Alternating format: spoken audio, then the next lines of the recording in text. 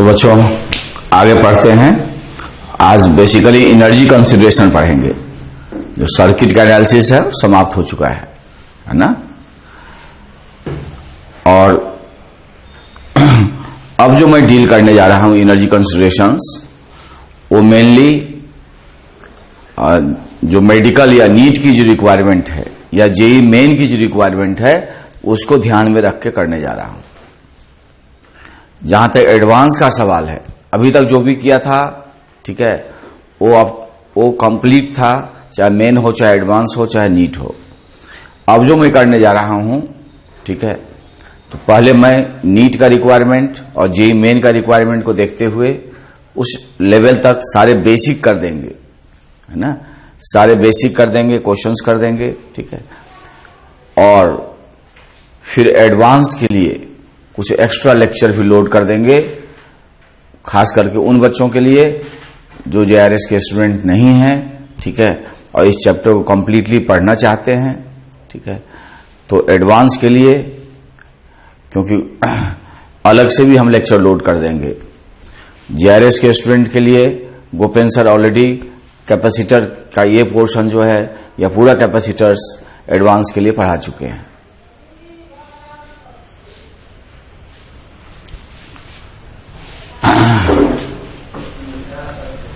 तो देखो बच्चों, जैसे कोई बैटरी है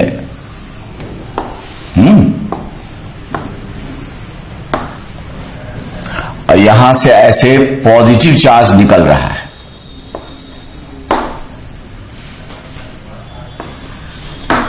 बैटरी का ईएमएफ ई है, तो करंट के टर्म्स में क्या होगा? ये करंट के टर्म्स में क्या होगा?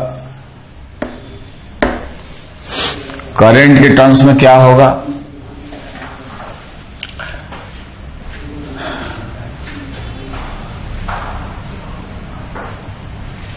यहां से पॉजिटिव सेंस में करंट निकलेगा। इस कंडीशन में हो क्या रहा है कि पॉजिटिव चार्ज प्लस क्यू पहले लोअर पोटेंशियल पे था, अब हायर पोटेंशियल पे आ गया। इस चार्ज का पोटेंशियल कितने से बढ़ा दिए? ई से। तो जब चार्ज का पोटेंशियल आप बढ़ाओगे ई से, इसका मतलब बैटरी ने वर्क डन किया, और ये जो बैटरी ने पॉजिटिव वर्क डन किया उससे उसका स्टोर केमिकल एनर्जी में कमी आ गई।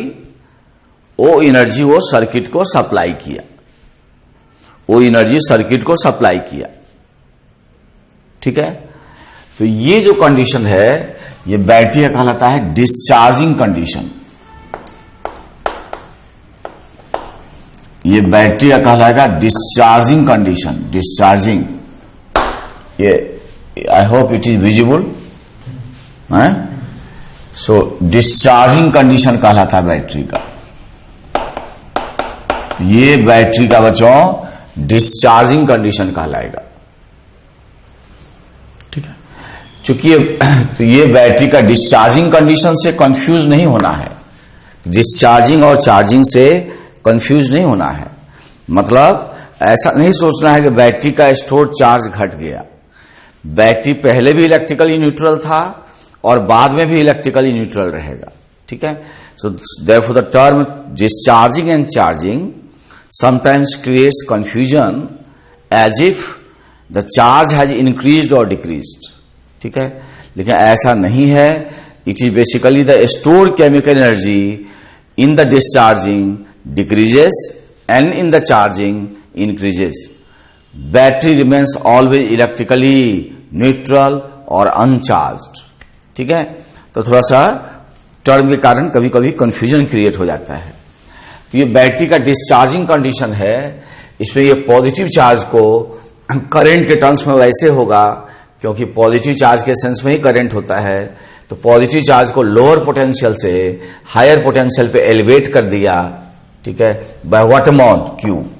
इसलिए बैटरी पॉजिटिव वर्क करेगा कितना? Charge transfer into final potential minus initial. तो फाइनल ई है, इनिशियल जीरो है। तो बैटरी ने इतना एनर्जी सप्लाई किया सर्किट को बाय डूइंग पॉजिटिव वर्क, ठीक है, और इतना इसका केमिकल एनर्जी घट गया। तो ये उतारने के बाद लिखो in the discharging condition battery performs positive work, हमेशा वर्क डन बाय बैटरी होगा, charge transfer into EMF, performs positive work and it supplies energy to the external circuit, therefore its stored chemical energy decreases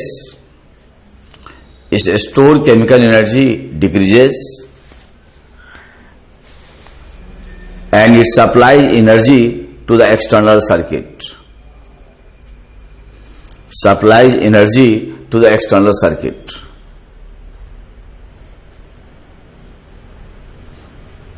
Supply energy to the external circuit. तो current के terms में ऐसे होगा। तो current जब ऐसा होता है तो कहते हैं बैटरी का डिस्चार्जिंग है। तो ऐसे में बैटरी पॉजिटिव पावर डेवलप करता है, कितना, E इंटू आई, पावर के टर्म्स में। अब दूसरा कंडीशन है charging condition. So it doesn't mean कि the charge has increased. It doesn't mean कि the charge has increased. Charge has increased, इसका यह मतलब नहीं है। So this is the charging condition. अब इसमें क्या होगा कि बैटरी के पॉजिटिव टर्मिनल से नेगेटिव चार्ज निकलेगा। तो बैटरी ने वर्क डन जो किया, charge transfer into potential difference. So work done में बैटरी होगा, आपने माइनस क्यू को 0 से E वोल्ट पे पहुंचा दिया, तो फाइनल माइनस इनिशियल। करंट के टर्म्स में क्या होगा, कि निगेटिव चार्ज निकल रहा है, इसका मतलब this must be the sense of current, this must be the sense of current, this must be the sense of current। तो आप क्या देखते हो कि चार्जिंग कंडीशन में बैटरी कैसा वर्क किया, नेगेटिव वर्क किया। चार्जिंग कंडीशन में बैटरी नेगेटिव वर्क किया। नेगेटिव वर्क करने का मतलब हुआ कि ये एनर्जी एक्सटर्नल सर्किट से एब्जॉर्ब किया और इसका स्टोर केमिकल एनर्जी बढ़ गया। सो डिस्चार्जिंग कंडीशन में बैटरी के पॉजिटिव टर्मिनल से नेगेटिव चार्ज निकलता है, तो बैटरी नेगेटिव वर्क डन करता है। नेगेटिव वर्क डन करने के कारण बैटरी का स्टोर केमिकल एनर्जी बढ़ जाएगा और ये एक्सटर्नल सर्किट से एनर्जी क्या करेगा, एब्जॉर्ब करेगा। और इसमें ये इतना वर्क डन किया और ये एनर्जी सप्लाई किया एक्सटर्नल सर्किट को, है ना। इसमें लिखे हो कि इस स्टोर केमिकल एनर्जी क्या लिखे हो, decreases and it supplies energy to the external circuit. हाँ, तो इसमें सप्लाई ना करके ये एब्जॉर्ब करेगा। तो लिखो in the charging condition battery performs negative work, battery performs negative work, battery performs negative work and it absorbs energy from the external circuit, therefore its stored chemical energy increases, stored chemical energy increases।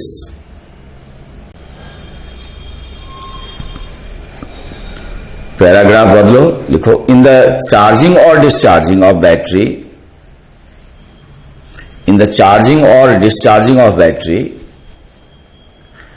battery always remains electrically uncharged। always remains electrically uncharged. तो sometimes बच्चों को question करते करते confusion हो जाता है कि कब बैटरी पॉजिटिव वर्क करेगा और कब बैटरी नेगेटिव वर्क करेगा। तो बच्चों को मैं हिंदी में याद करा देता हूं, ध्यान से सुनना, कि बैटरी के पॉजिटिव टर्मिनल से, ध्यान से सुनो, बैटरी के पॉजिटिव टर्मिनल से जिस नेचर का चार्ज निकलता है बैटरी उसी नेचर का वर्डन करता है। बैटरी के पॉजिटिव टर्मिनल से, ठीक है, जिस नेचर का चार्ज निकलता है बैटरी उसी नेचर का वर्डन करता है। तो इसका मतलब यदि पॉजिटिव चार्ज निकल रहा है तो पॉजिटिव वर्क करेगा, एनर्जी सप्लाई करेगा, और निगेटिव चार्ज निकल रहा है तो निगेटिव वर्क करेगा, मतलब एनर्जी एब्जॉर्ब करेगा। तो इस बात को लिखो, है ना, हिंदी और अंग्रेजी मिला के लिखो, जिसको इंग्लिश कहते हैं, ठीक है। लिखो बैटरी के, ऐसे अंग्रेजी में लिखो, बैटरी के, बहुत अंग्रेज का बाप नहीं बनना है, ठीक से लिख, बैटरी के पॉजिटिव टर्मिनल से, हिंदी में लिखना या हिंदी अंग्रेजी मिला के, बैटरी के पॉजिटिव टर्मिनल से जिस नेचर का चार्ज निकलता है, नेचर अंग्रेजी में लिखोगे, जिस नेचर का चार्ज निकलता है, लिखो बैटरी उसी नेचर का वर्णन करता है। बैटरी के पॉजिटिव टर्मिनल से जिस नेचर का चार्ज निकलता है बैटरी उसी नेचर का वर्णन करता है। बैटरी जो है उसी नेचर का वर्णन करता है। तो बैटरी के पॉजिटिव टर्मिनल से जिस नेचर का चार्ज निकलता है बैटरी उसी नेचर का वर्णन करता है। तो यहां तक सुरक्षित हो, गुड।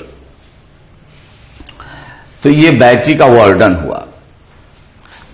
अब हम लोग इसको ध्यान रखना, मतलब पॉजिटिव चार्ज निकलेगा तो पॉजिटिव वर्णन, नेगेटिव चार्ज निकलेगा तो नेगेटिव वर्णन।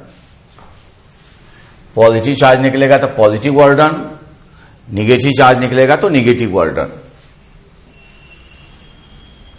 नेगेटिव वर्णन।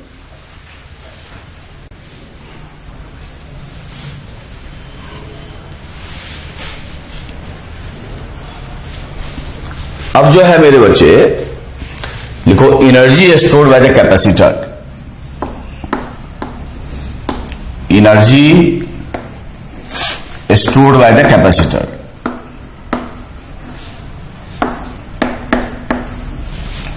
Bye capacitor, energy stored by capacitor. तो सपोज करो ये दो कंडक्टर है, नॉट नेसेसरी पैरेलल प्लेट ही हो, तो दो कंडक्टर है जो कैपेसिटेंस C बना रहा है और ये अनचार्ज्ड है। अब हम पॉजिटिव चार्ज को इससे इस पे ट्रांसफर कर रहे हैं। कैसे? बिट बाय बिट, मतलब इनफाइनाइटेसिमल अमाउंट में, धीरे धीरे, छोटा छोटा अमाउंट में, वेरी छोटा, tending to zero, infinitesimal DQ। तो यदि हम पॉजिटिव चार्ज को इधर से इधर ट्रांसफर कर रहे हैं तो ये चार्ज, पॉजिटिव चार्ज लूज करेगा तो हो जाएगा नेगेटिव, और ये पॉजिटिव चार्ज गेन करेगा तो हो जाएगा पॉजिटिव। और जब दोनों पे इक्वल और अपोजिट चार्ज होगा तो जरूर वो उसके इनर सरफेस पे रहेगा। हमने बताया था इक्वल और अपोजिट चार्ज होगा तो उसके इनर सरफेस पे रहेगा। तो in the process of charging at some intermediate stage of charging, इस पे चार्ज मान लो प्लस Q हो गया, इस पे माइनस Q हो गया, प्लस Q होगा तो इस पे माइनस Q होगा। तो ऑलरेडी ये plus Q minus Q acquire कर चुका है चार्ज के ट्रांसफर के कारण। अब हम DQ चार्ज ट्रांसफर करें, ठीक है, निगेटिव प्लेट से पॉजिटिव प्लेट पे कितना चार्ज ट्रांसफर करें? DQ charge. तो जो DW होगा वर्डन बाय द एक्सटर्नल एजेंट, तो कितना चार्ज ट्रांसफर हुआ? DQ into final minus initial. तो पहले लोअर पोटेंशियल पे था, अब बोलो पॉजिटिव है, हायर पोटेंशियल पे आ गया, तो पोटेंशियल डिफरेंस इससे इसका पोटेंशियल कितना ज्यादा है अभी? Q by C। क्योंकि क्यू चार्ज एक्वायर किया है तो पॉजिटिव प्लेट का पोटेंशियल नेगेटिव प्लेट के रेस्पेक्ट में कितना एलिवेटेड है, कितना ज्यादा है, क्यू बाई सी। तो वो ऑर्डर हो जाएगा D Q into Q by C. अब total work done by external element होगा इसका summation Q D Q by C, 0 से बोलो Q, so this is equals to Q square by बोलो 2c, Q square bye 2c।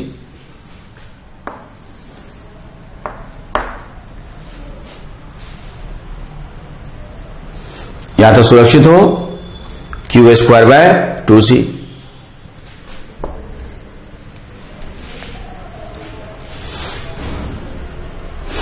अब ये जो work done है अगेंस्ट इलेक्ट्रोस्टैटिक फोर्स है, ये जो वर्क डन है अगेंस्ट इलेक्ट्रोस्टैटिक फोर्स है, and electrostatic force is a conservative force.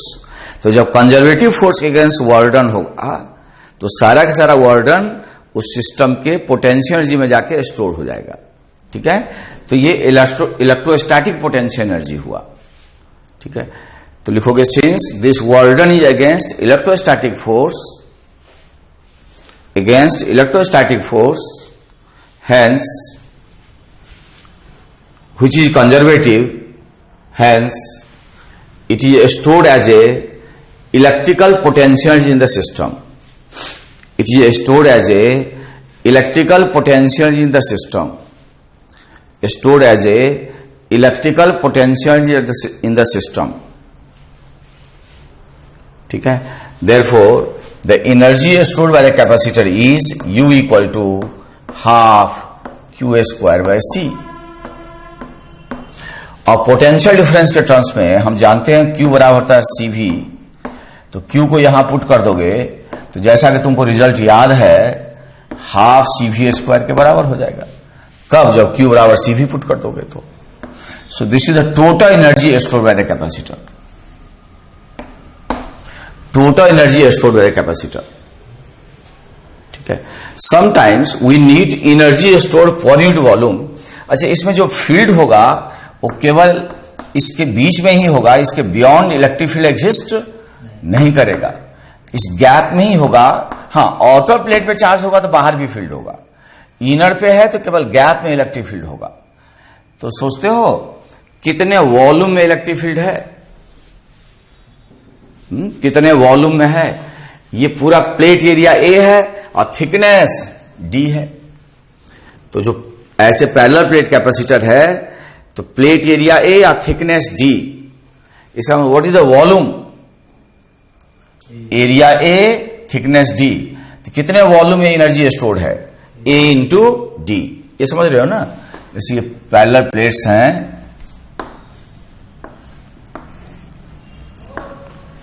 ठीक है, तो ये जो वॉल्यूम है ये अंदर का वो होगा plate area into depth, plate area into depth. तो लिखो energy stored per unit volume, पर यूनिट वॉल्यूम। ये पोटेंशियल डिफरेंस था, ये वॉल्यूम को वॉल्यूम कह देते हैं। So energy stored per unit volume will be,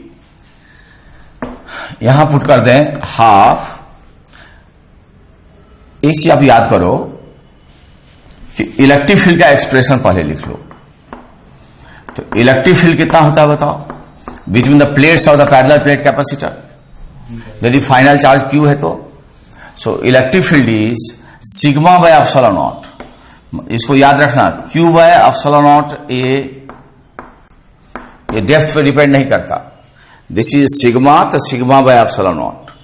इसको एकदम याद रखा जाता है कि electric field between the plates of parallel plate capacitor is Q by epsilon naught ए। इसमें कोई इफ बट नहीं होना चाहिए याद करने में। तो अब हम लोग यहां से क्यू कैलकुलेट कर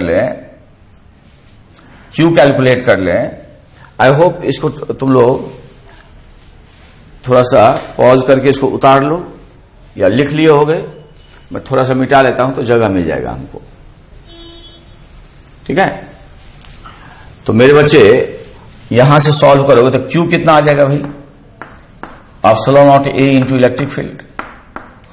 ठीक है, कैपेसिटेंस कितना है बोलो? Epsilon naught A by T. तो यदि हम लोग एनर्जी पर यूनिट वॉल्यूम लें तो Q के बदला हम यहां से क्या पुट कर दें, एप्सिलॉन नॉट ए इंटू ई का होल स्क्वायर। अब कैपेसिटेंस क्या पुट कर दें बताओ, कैपेसिटेंस होगा epsilon naught A by D. तो देखो ये क्या आता है, सो this is energy stored per unit volume. ठीक है, वॉल्यूम में थोड़ा छूट गया हमको, इनटू ये तो एनर्जी हुआ, वॉल्यूम तो करोगे ना। अभी तक ये किसके बदले लिखे, क्यू के बदले, ये किसके बदले लिखे, सी के बदले। क्या नहीं लिखे हो, वॉल्यूम। ये क्यू है, यहां से देख लो, ये कैपेसिटेंस है, क्या छूटा हुआ है, वॉल्यूम। वॉल्यूम क्या करोगे, ए इंटू बोलो डी। इसको मेरे बच्चे सिंप्लीफाई करो, खुद से करो, इसको काट कूट करो, मैंने बताता। तो ये आ जाएगा half epsilon naught E square, करके देख लो।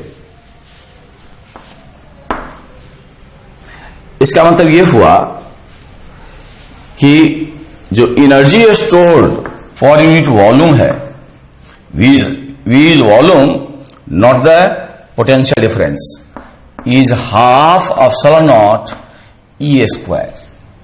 तो इसको लोग कहते हैं energy density in the electric field.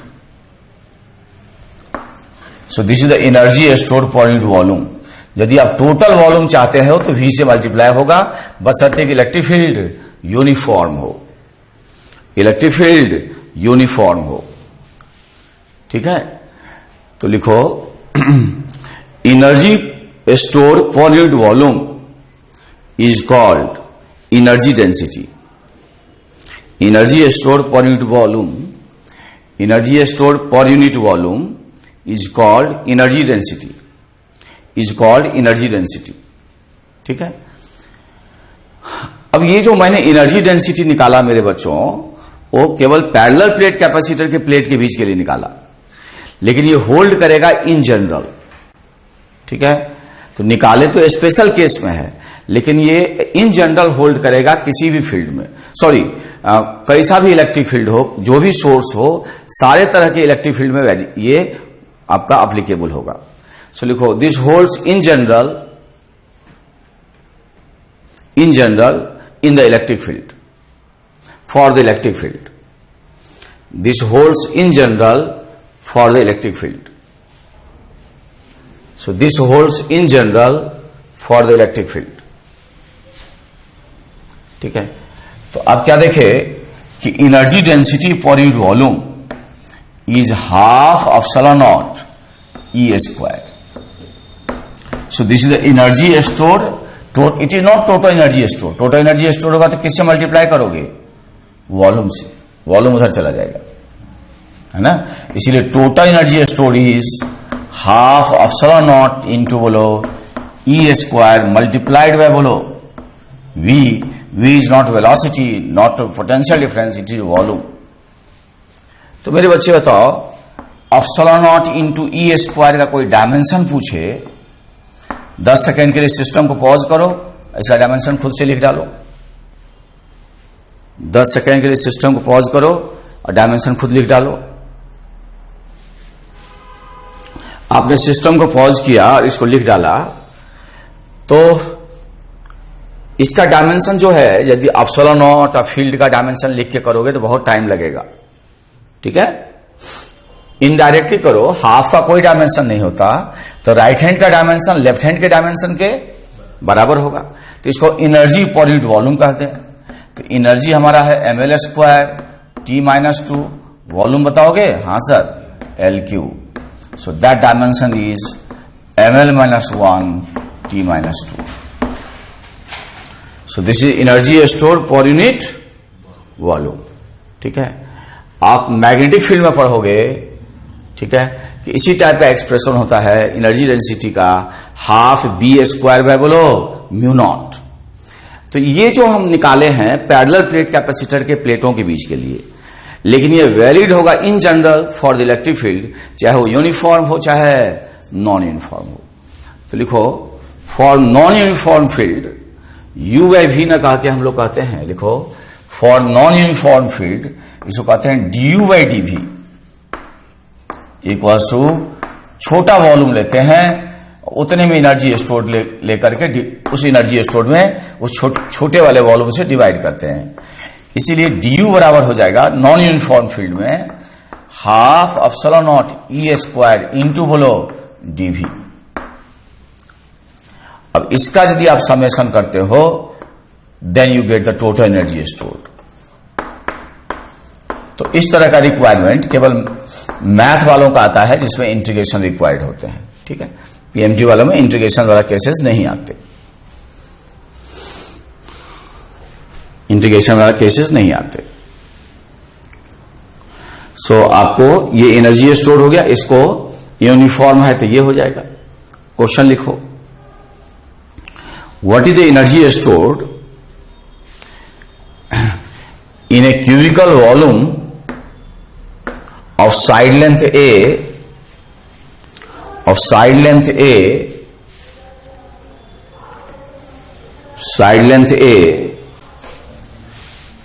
placed side length A in a region having electric field E, ठीक है। देखो मीडियम इज एयर,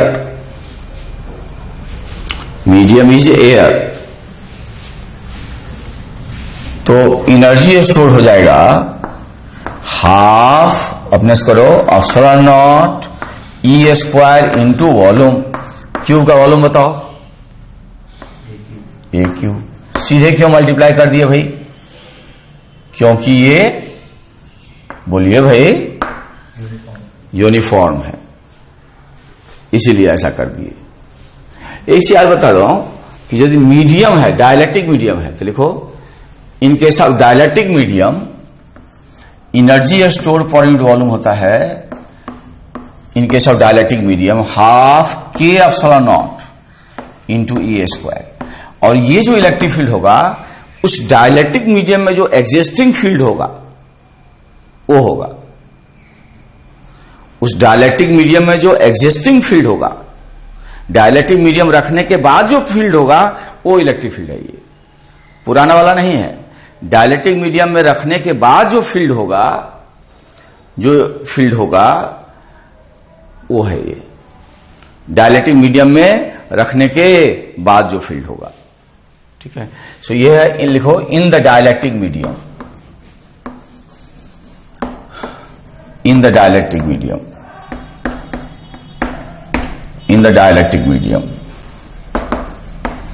और E लिखो, E is the electric field in presence of dialectric medium,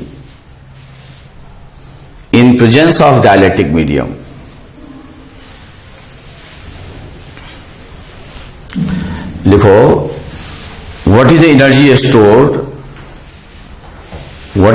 stored in a cubical volume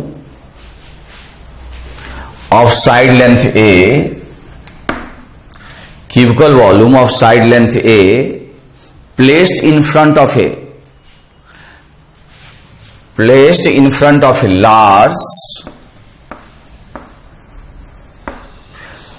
large uniformly charged sheet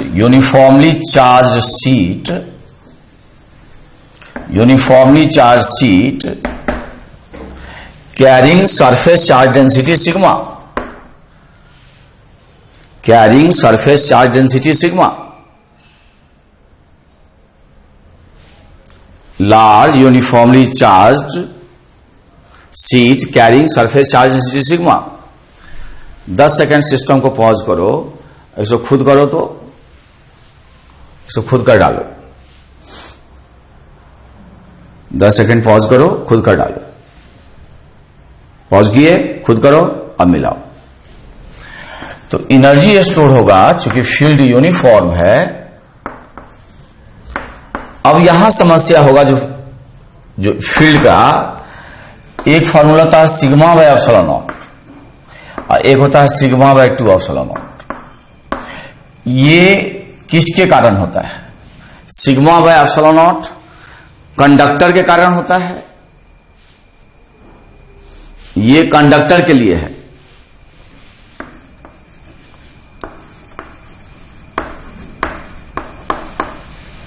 और ये non conducting के लिए है। ये नॉन कंडक्टिंग के लिए है, नॉन कंडक्टिंग लिखे हैं, ये नॉन कंडक्टिंग के लिए है। तो इसमें बहुत कंफ्यूजन होता है कि दिया है प्लेन चार्ज शीट, अब कंडक्टिंग लू कि नॉन कंडक्टिंग लू। तो याद रखो, जब तक अस्पष्ट कंडक्टिंग नहीं लिखा है, ठीक है, या इंडिकेटेड नहीं है, तब तक वो नॉन कंडक्टिंग है। तो क्या इस सेंटेंस आपको लगता है कि ये कंडक्टर पे है?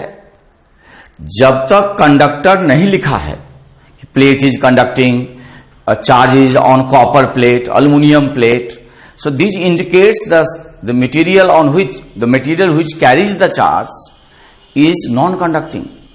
So until it is completely indicated that the material which carry the charge is it is a conducting, we shall consider it as a non-conducting. ये मूल मंत्र है, ध्यान रखना कि जब तक कंडक्टिंग शब्द नहीं लिखा है तब तक वो नॉन कंडक्टिंग है, नॉन कंडक्टिंग है, नॉन कंडक्टिंग है।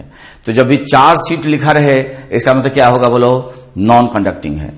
एक बार जेईई एडवांस में क्वेश्चन आया ऑब्जेक्टिव में, more than one, option was more than one.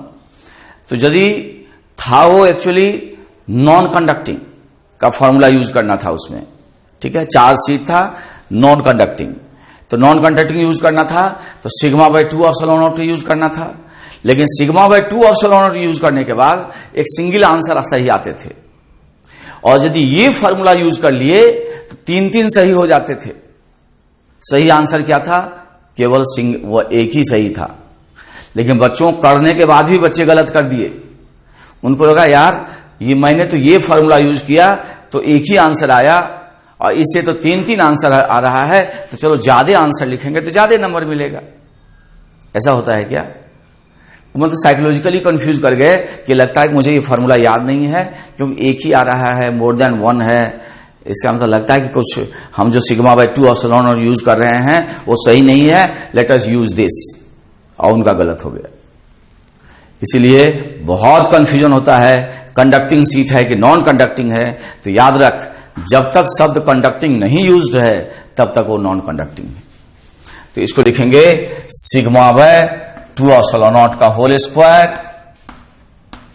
ये हो गया इलेक्ट्रिक फील्ड इंटू वॉल्यूम, बोलो AQ, वॉल्यूम इज AQ, ठीक है। क्वेश्चन लिखो, give the variation of energy density in the electric field, give the variation of energy density in the electric field, variation of energy density in the electric field, energy density in the electric field with distance small r from the source creating the electric field, with distance small r from the source creating the electric field. If source is, पहला लिखो, if source is, first you write a point charge,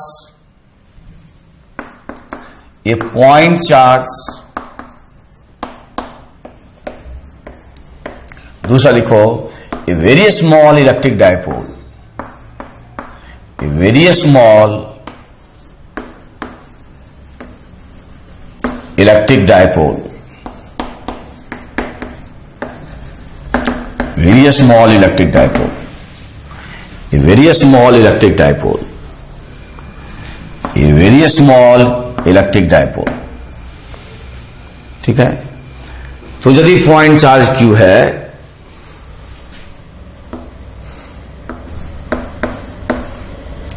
ठीक है, तो 1 minute system को pause करो, खुद करो, मैं नहीं करता। क्या क्या पता करना है? वेरिएशन ऑफ बोलो एनर्जी डेंसिटी। इलेक्ट्रिक फील्ड पूछे कि energy density? Energy density. 1 minute system को पॉज करो, ऐसे खुद कर डालो। आई होप आपने सिस्टम को पॉज किया और खुद कर डाले। तो मेरे बच्चे एनर्जी डेंसिटी जो है वो था half epsilon naught E square. तो पॉइंट चार्ज के लिए ई किसके प्रोपोर्शनल होता है?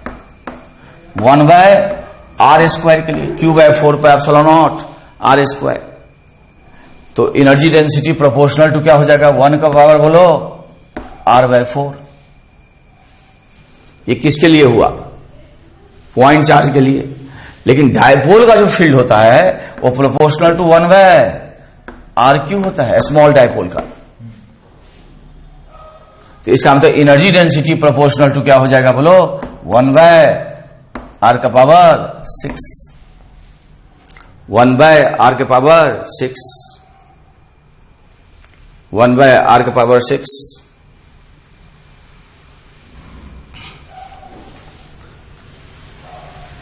लिखो, what is the energy stored? What is the energy stored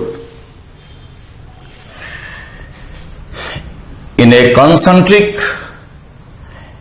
a concentric cylindrical concentric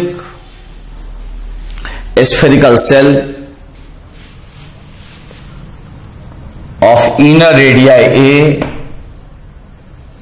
concentric spherical cell of inner radii A, outer radii B, with a point charge q, a small q at its center,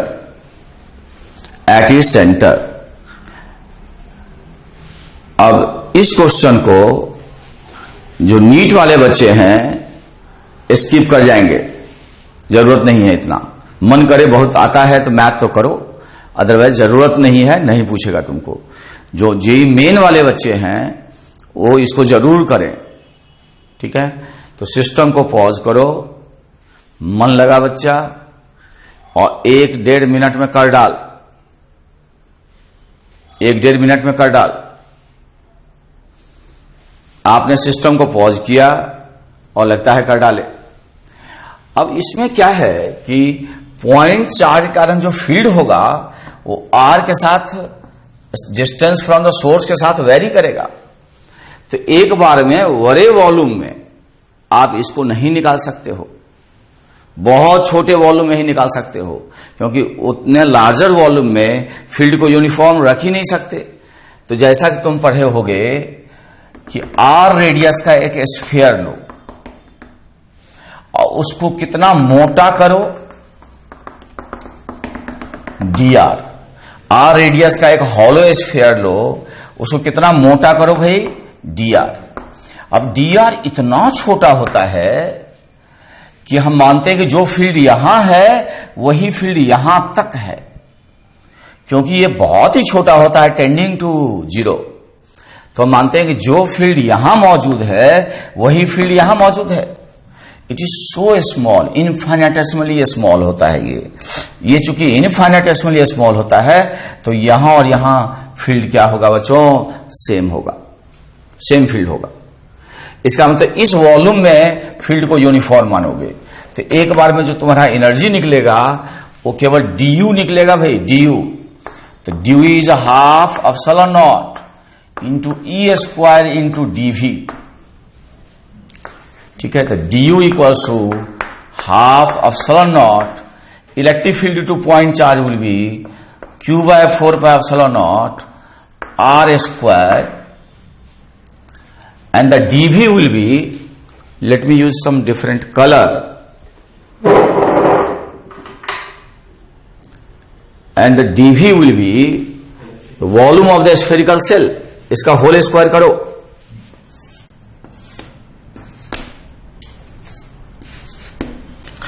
And then dv will be, this dv will be volume of this cell। तो इस cell का volume जानते हो, surface area into thickness. तो surface area बोलो 4πr², thickness बोलो dr, ये दिख रहा है। अब इसका इंटीग्रेशन करेंगे, कहां से कहां, a से b तक। मैं इंटीग्रेशन नहीं करता, आप इसको कर डालो। तो हाफ एप्सिलॉन नॉट, फील्ड के बदला ये, dv के बदला क्या लिखेंगे, 4πr² इंटू द मोटाई इज dr। जब मेरे बच्चे इसको मेहनत करेंगे तो this comes q² by 8πε0 1/a minus 1/v। Please verify it. 1/a minus 1/v, please verify the result. So you will be getting this result, है ना। तो ये इनर ए और आउटर बी पे है। अब नेक्स्ट क्वेश्चन जो दे रहा हूं, दो क्वेश्चंस केवल मैथ स्टूडेंट्स के लिए हैं जो इंजीनियरिंग की तैयारी करते हैं, ठीक है। Find the energy stored in a unit length, energy stored in a cylindrical cell, in a coaxial cylindrical cell, coaxial cylindrical cell, coaxial cylindrical cell of inner radii A, coaxial cylindrical cell of inner radii A and outer radii B in its unit length, if there is a long line charge,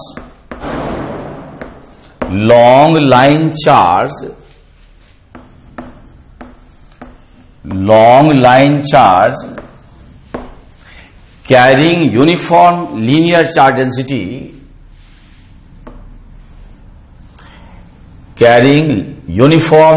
charge density, lambda on its axis,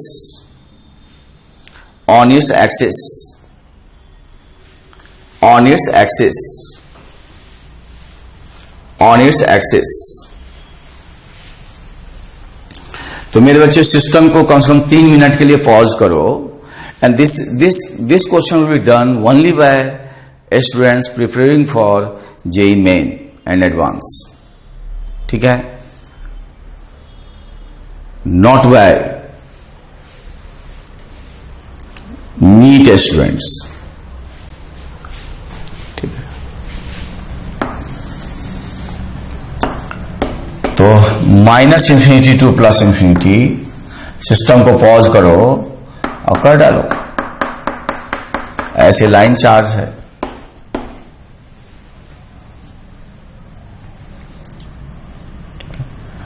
ऐसे कुछ cylindrical cell रहा होगा।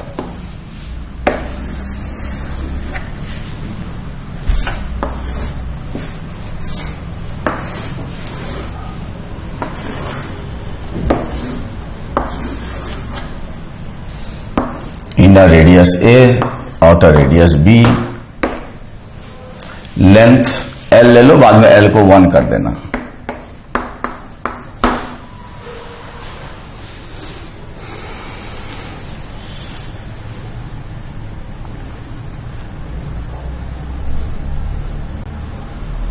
Sufficient time के लिए आपने system को pause किया और क्वेश्चन कर डाले। तो इस तरह का ये सिलिंड्रिकल सेल है ना, इस तरह का ये सिलिंड्रिकल सेल है। तो हम लोग करेंगे क्या कि ये लाइन चार्ज है, सपोज करो lambda is the linear charge density as given.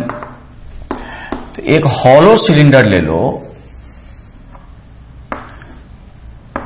Are radius का, और उसको क्या करो, मोटा करो dr। इस तरह का cylindrical cell low.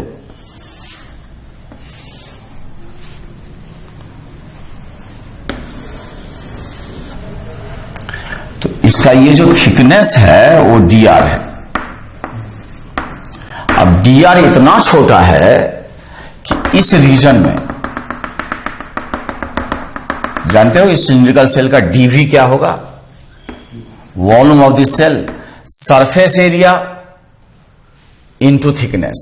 Surface area will be 2 pi r into L.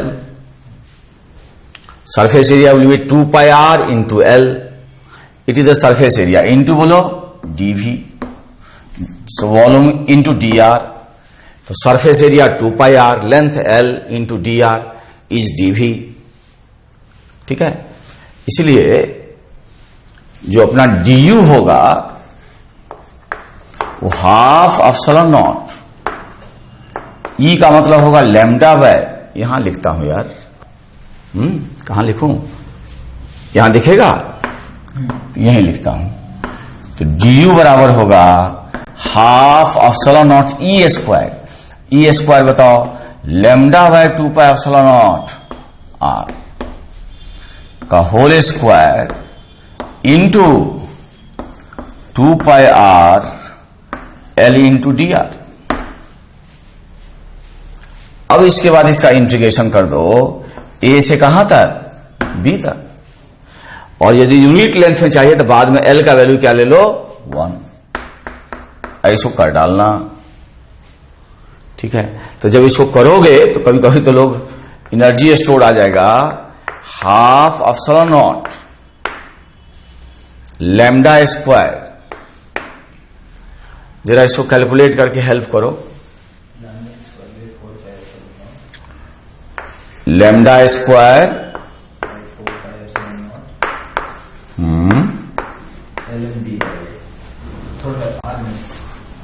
ln b by a. यदि l को 1 ले लेते हो तो l को 1 ले लेते हो तो इतना आएगा.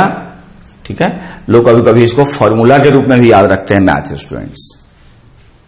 तो ये आप समझे कैसे किए. सेल 2 पाई r हो गया, उसका सरफेस इंटू l हो गया surface area, thickness is dr. Thickness is dr. अब लिखो right and remember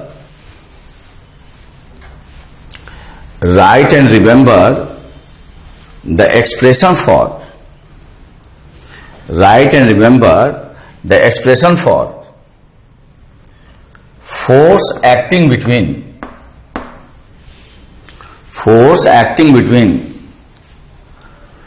plates of parallel plate capacitor. Acting between plates of charged parallel plate capacitor. Charged parallel plate capacitor. Charged parallel plate capacitor. तो देखो बच्चों, जो parallel plate capacitor है ना, उसको यदि फिक्स नहीं किया जाए, यूजुअली इसमें डाइलेक्ट्रिक स्लैब डाल देते हैं उसी पे. ठीक है. इसको सेपरेट करने के लिए. तो मान लिया अभी फिजिकली इसको फिक्स किए हुए हैं, पकड़े हुए हैं, होल्ड किए हुए हैं, और यदि इसको फिक्स ना किया जाए तो यहां प्लस वाला और माइनस वाला एक दूसरे को अट्रैक्ट करेगा. पॉजिटिव वाला निगेटिव पे फोर्स लगाएगा इधर F से, तो निगेटिव वाला भी पॉजिटिव पे फोर्स लगाएगा इधर, माने एक दूसरे को अट्रैक्ट करेगा. ये जो अट्रैक्टिंग फोर्स होता है दोनों में, that is F equals to, यदि किसी एक प्लेट के इनर सरफेस पे चार्ज Q हो, then this F is Q square by 2 epsilon naught A. और इसको याद रखोगे, इस एक्सप्रेशन को याद रखोगे between the plates of parallel plate capacitor. F equal to Q square by 2 epsilon naught A. यदि डिराइव करना चाहते हो तो कुछ यूं समझो कि निगेटिव प्लेट को हटा दो. एज्यूम करो कि निगेटिव प्लेट को हटा दिए. हालांकि जो ही हटाएंगे तो चार्ज डिस्ट्रीब्यूशन बदल जाएगा, इसका दोनों साइड में भाग जाएगा. तो लेकिन ये मान लो कि सिग्मा चार्ज डेंसिटी है और चार्ज मेंटेन्ड है ऐसे ही. हालांकि दोनों साइड बढ़ भी जाएगा तो फील्ड के एक्सप्रेशन पे फर्क नहीं पड़ेगा. लेकिन आपको समझाने के लिए मान लिए कि दिस इज मेंटेन्ड. तो ये जब भले ही कंडक्टर हो, चार्ज यदि एक सिंगल लेयर पे है तो वो नॉन कंडक्टिंग तरह बिहेव करेगा, मतलब इस प्लेन के कारण यहां जो फील्ड होगा, इलेक्ट्रिक फील्ड, एक ही लेयर के कारण वो सिग्मा बाय 2 एप्सिलॉन नॉट होगा। इसके अंदर result sigma by epsilon not होता है अंदर, उसमें दोनों का कंट्रीब्यूशन होता है, इसका भी और इसका भी, इसलिए डबल हो जाता है। एक ही लेयर का कंट्रीब्यूशन देखोगे तो वो सीधे सिंगल नॉन कंडक्टिंग प्लेट की तरह बिहेव करेगा। सिंगल चार्ज प्लेन होगा, सिंगल चार्ज प्लेन होगा, सिंगल चार्ज प्लेन होगा। तो जब सिंगल चार्ज प्लेन होगा तो इलेक्ट्रिक फील्ड हो गया इतना। अब इसके प्रेजेंस में आपने इस प्लेट को रखा, तो जब इसके प्रेजेंस में इस प्लेट को रखा तो फील्ड है आगे और चार्ज है नेगेटिव, तो फोर्स किधर लगेगा? इस पे पीछे, फील्ड के उल्टा। क्यों भाई? क्योंकि इलेक्ट्रिक फील्ड नेगेटिव चार्ज पे अपने डायरेक्शन के उल्टा लगाता है। और ये जो फोर्स होगा, charge on this negative plate magnitude only into the electric field E created by positive charge, created by यह है positive charge only, positive charge only, created by positive charge only. लेकिन प्लेट के बीच में जो resultant होगा वो sigma by epsilon not होगा। लेकिन कोई भी चार्ज अपने कारण अपने ऊपर फोर्स नहीं लगाएगा, रिजल्टेंट सिस्टम अपने कारण अपने ऊपर खुद रिजल्टेंट फोर्स नहीं लगाता। इसीलिए जब हम इस पे फोर्स देखने जाते हैं तो फील्ड आधी हो जाती है। क्यों? क्योंकि केवल इसके कारण है, दोनों मिला के इतना है, तो एक जो इस पे फील्ड देगा, यहां फील्ड देगा, वो आधा ही देगा। तो टोटल फील्ड का आधा field multiplied by this charge.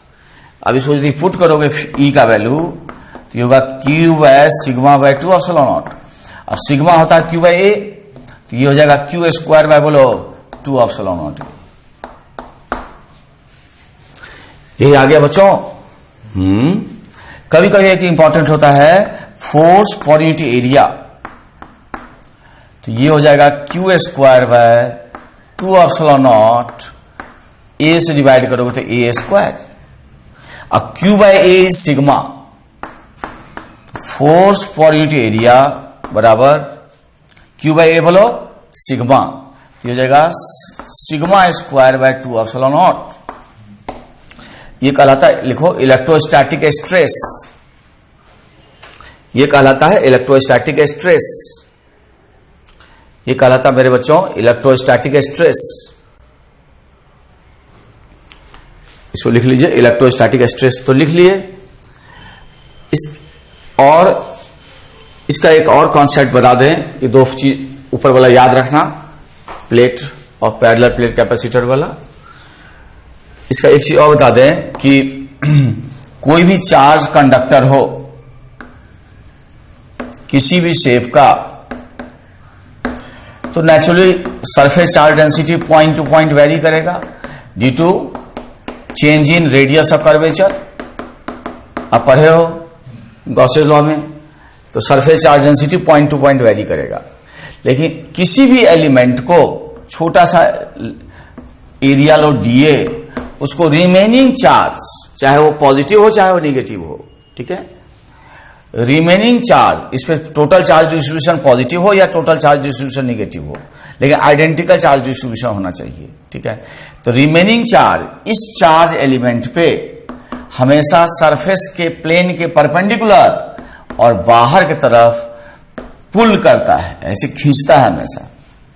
And this DF is stress into area, और ये होगा sigma bye 2 epsilon not into DA. इसके बराबर बाहर की तरफ फोर्स लगता है, यह है sigma square by 2 epsilon not. इसके एरिया को इधर ले गए तो डीए हो गया, ठीक है। और ये सिग्मा यहीं का सिग्मा होगा, जिस एलिमेंट पे फोर्स देख रहे हो वहीं का सिग्मा होगा, यहीं का सिग्मा, ये जो सिग्मा है यहीं का सिग्मा है, ठीक है। तो आपको जो काम का चीज है नीट वाले बच्चों का, वो है कि इसको पहले याद करो, है ना, force acting between the parallel plate capacitor. Question लिखो, a parallel plate capacitor of plate area A, separation between the plate D is charged to potential difference V naught, is charged to potential difference V naught, charged to potential difference V naught.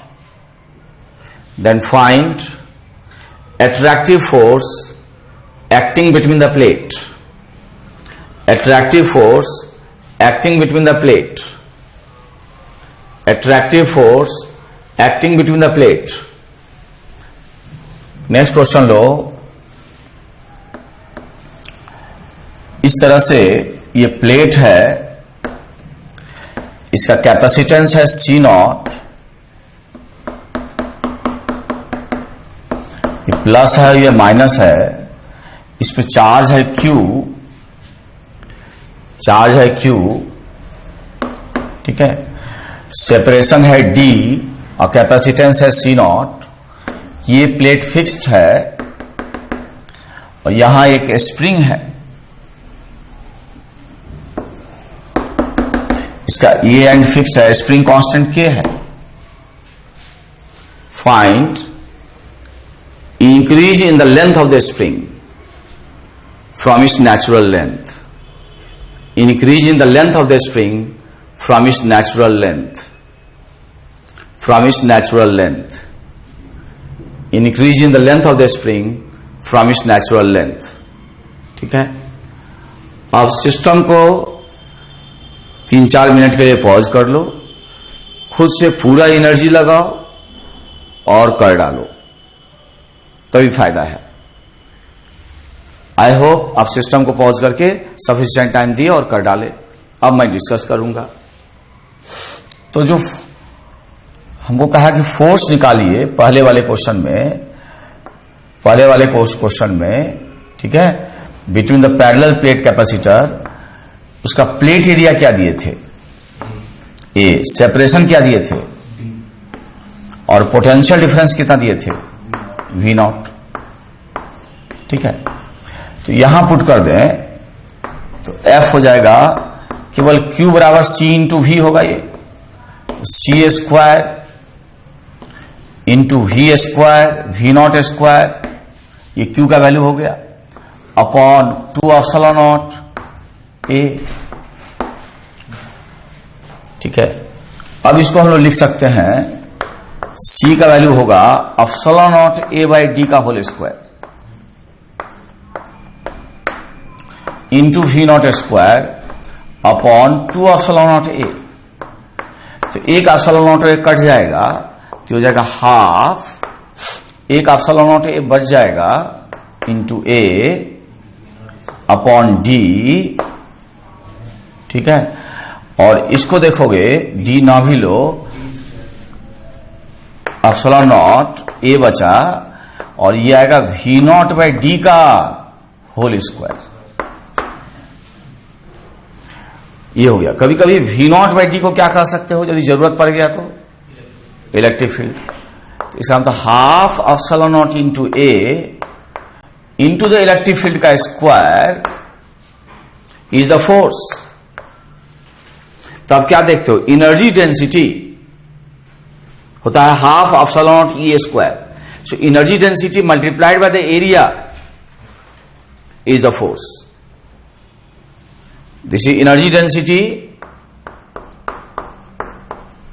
Multiplied by the area is the force. तो answer तो यही होगा, हम यहीं तक पूछे थे, ये हम एक्स्ट्रा बता दिए। ये एनर्जी डेंसिटी है, तो energy density into the area is the force.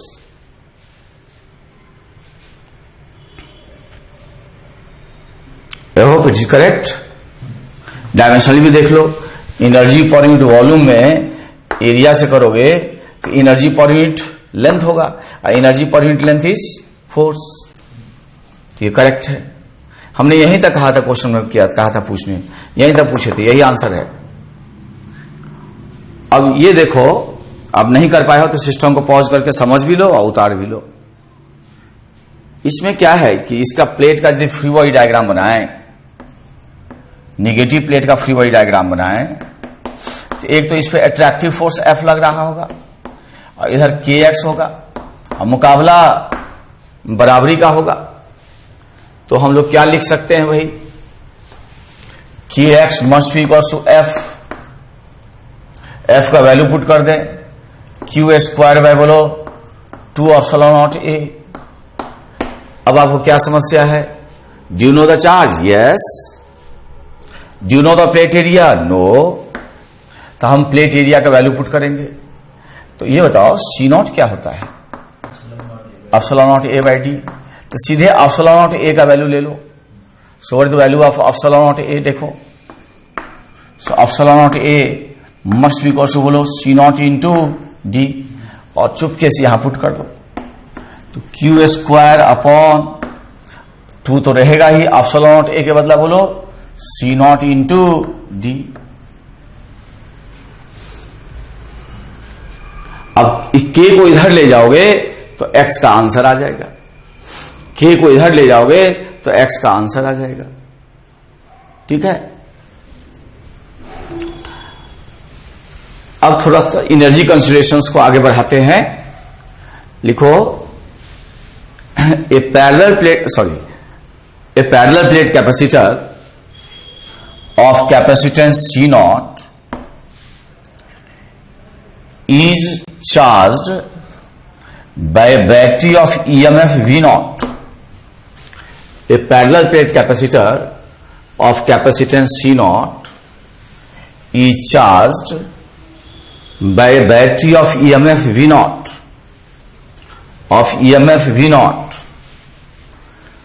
When charging is complete, charge to a potential difference कितना बोलो, charged by a battery of EMF V naught, then find energy supplied by the battery। तो जितना work done करेगा वही energy supplied होगा। Energy stored by the capacitor, energy stored by the capacitor, energy stored by the capacitor, and amount of heat dissipated।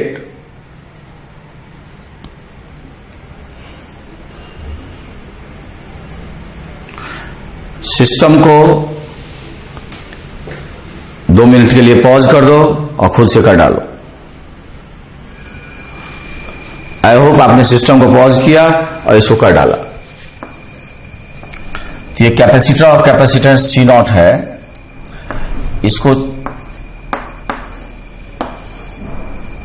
We not से charge किए तो इस पे चार्ज कितना आएगा, प्लस यूनिट वी नॉट और माइनस। तो बताइए बैटरी के पॉजिटिव टर्मिनल से कैसा चार्ज निकला, पॉजिटिव। तो बैटरी कैसा वर्क डन किया, पॉजिटिव। मैंने आपको लिखाया था कि बैटरी के पॉजिटिव टर्मिनल से जिस नेचर का चार्ज निकलता है, बैटरी उसी नेचर का वर्डन करता है, बैटरी उसी नेचर का वर्डन करता है। ठीक है।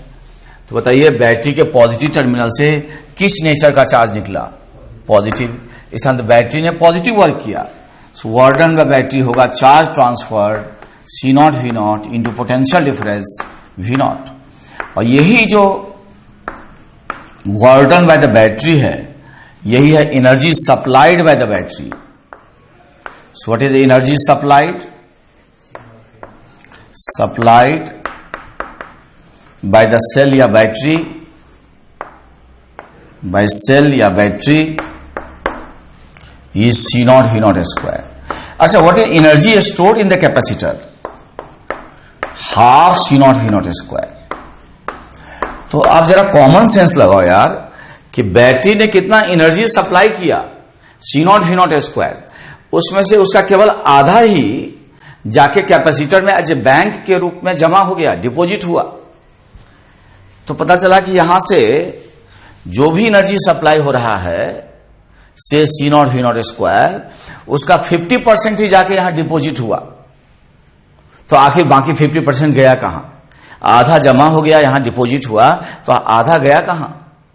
तो होगा क्या, जब आप स्विच ऑन करोगे चार्जिंग के लिए तो स्मॉल टाइम के लिए, माइक्रो सेकेंड के ऑर्डर के टाइम के लिए इसमें ट्रांजिएंट करंट एग्जिस्ट करेगा वायर में।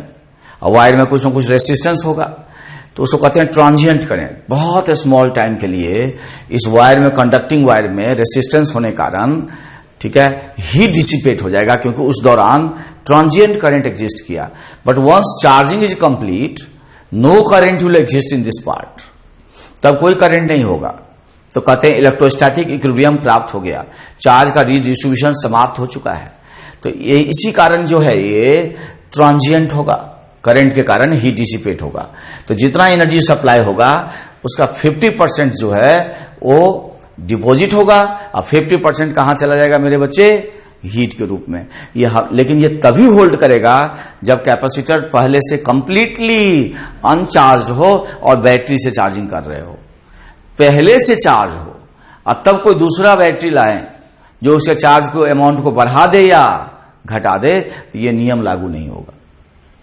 तो अनचार्ज कैपेसिटर में लागू होगा कि जितना बैटरी सप्लाई करेगा उसका 50% जो है हीट के रूप में डिसिपेट होगा और 50% जमा होगा।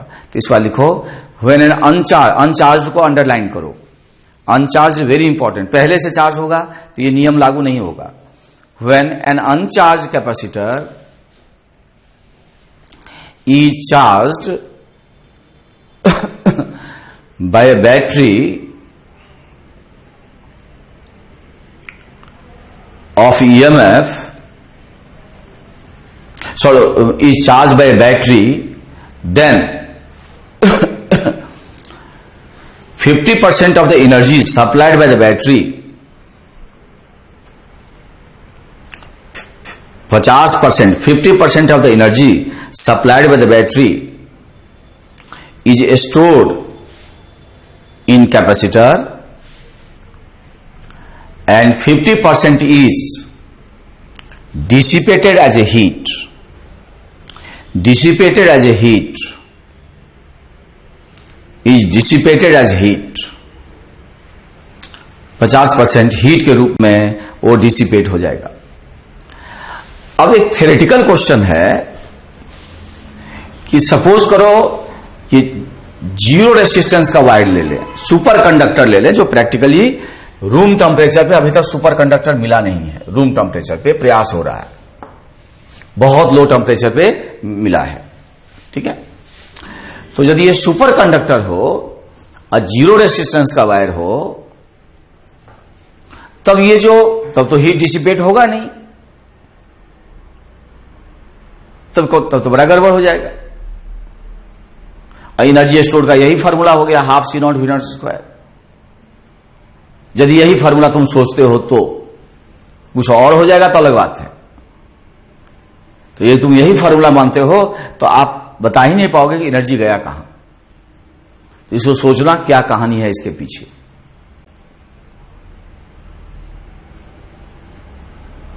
इसको सोचिएगा, ठीक है, बताऊंगा नहीं, सोचना, सब कुछ नहीं बताया जाता। चलिए फिलहाल इसको मान लीजिए, लिखिए next question. A 2 microfarad capacitor is charged by 10 volt battery. A 2 microfarad capacitor is charged by a 10 volt battery, is charged by a 10 volt battery. When charging is complete, काटो उसको, charge by a 10 volt battery, then find energy supplied by the battery. फिर लिखो energy stored by the capacitor, energy stored by the capacitor and the amount of heat dissipated, amount of heat dissipated. System को 1 minute के लिए pause करो, video को रोक दो और फिर कर डालो।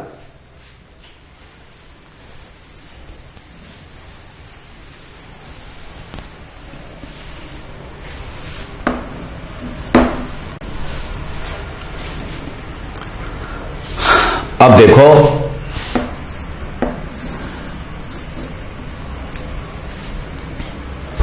ये 2 माइक्रोफेराड है और ये 10 वोल्ट है, ठीक है। तो चार्ज इस पे कितना आएगा भाई? 20 माइक्रोकूलम प्लस और माइनस। तो बैटरी के पॉजिटिव टर्मिनल से कैसा चार्ज निकला? पॉजिटिव। तो बैटरी कैसा वर्क करेगा? पॉजिटिव, ठीक है। तो बैटरी के पॉजिटिव टर्मिनल से जिस नेचर का चार्ज निकलता है, बैटरी उसी नेचर का वर्क डन करता है। अब ये सब यही एलिमेंट्री क्वेश्चन ही जेईई मेन में आते हैं, नीट में। एडवांस के लिए कम से कम 2 लेक्चर एक्स्ट्रा लेंगे, ठीक है।